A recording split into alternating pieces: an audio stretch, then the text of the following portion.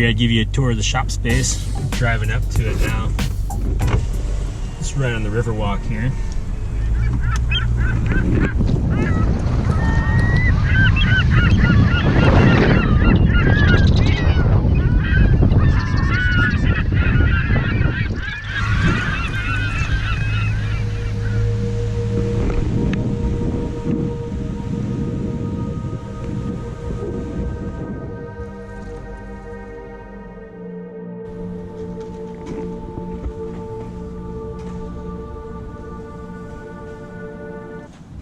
So this is a pulley arrangement I mounted on this old woodworking drill press. It's Dad's old drill press. Yeah. Slow speeds are so you can drill through steel and stainless. You want slower speeds when you're doing that, so.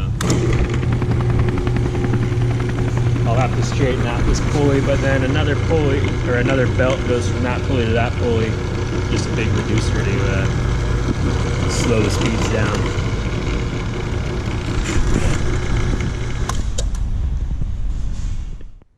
This is a 2-inch by 72-inch belt grinder that I'm in the process of making. Now that I'm building a shop, I'm trying to get everything put together. So that'll have like a functioning belt, a sanding belt on it. I have a sanding belt. This will be on a spring, and there'll be 2 more pulleys up front. So you have an open sanding area right here to. This is a welding table that I picked up in Seattle after I did the big California trip to get the other machine tools. I think it weighs around 4,500 pounds. 3 inches of cast iron, cast in Philadelphia, I think in the early 80s. But this is what I fixture everything down to weld it together so it stays flat. I can put clamps through these holes and hold things down tight to the surface of this table.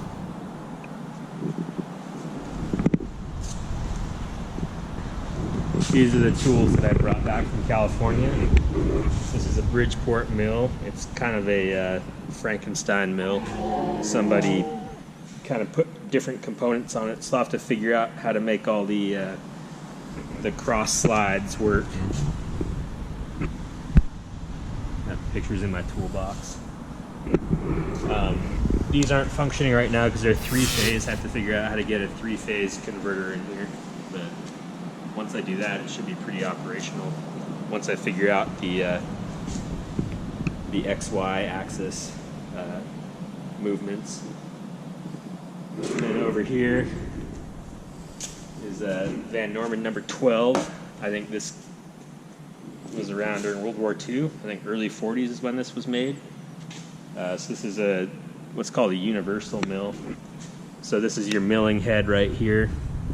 Your chucks and your cutting bits go in right here. And these tables slide back and forth, up and down.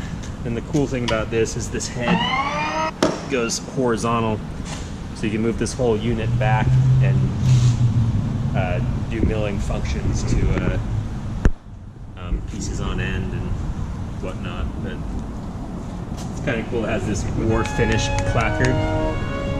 It's kind of hard to see with the flashlight. But these are machines that were built to U.S. military spec around World War II.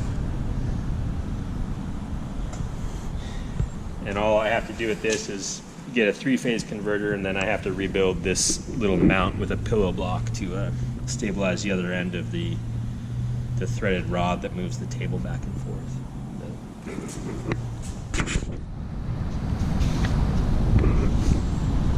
This was the main piece to the shop that I purchased after my first couple big projects. I was borrowing other people's bandsaws and decided to use some of my profit to invest in one.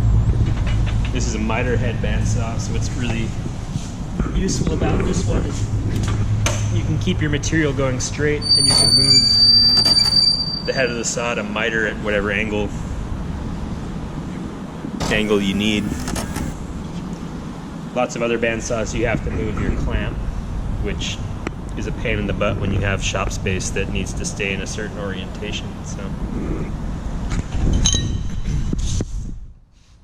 this is my newest welder. This was kind of the welder I bought to do all the work for the brewery that I'm going to do.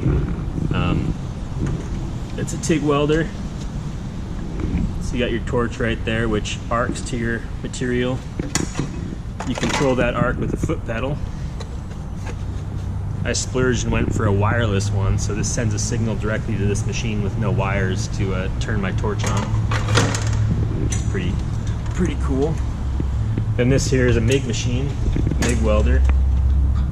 That's your standard pull the trigger and the wire comes out of the tip. This is the one that Matthew bought for me after he had his big fishing adventure in Alaska and made 10 times the money that I did. I think he took pity on me. This is the brewing equipment I'm going to be modifying. The shoulder of these tanks needs to be at 17 feet high. So I have to weld and fabricate, I don't know, another 8 feet of leg going down, all reinforced and welded together. I think that's 6.5 inch stainless tubing, but this is their new brew house. You have lagering tanks behind these ones, and I don't know what these are, but they all need to be modified and tweaked with to get them to work for their brewing setup next door.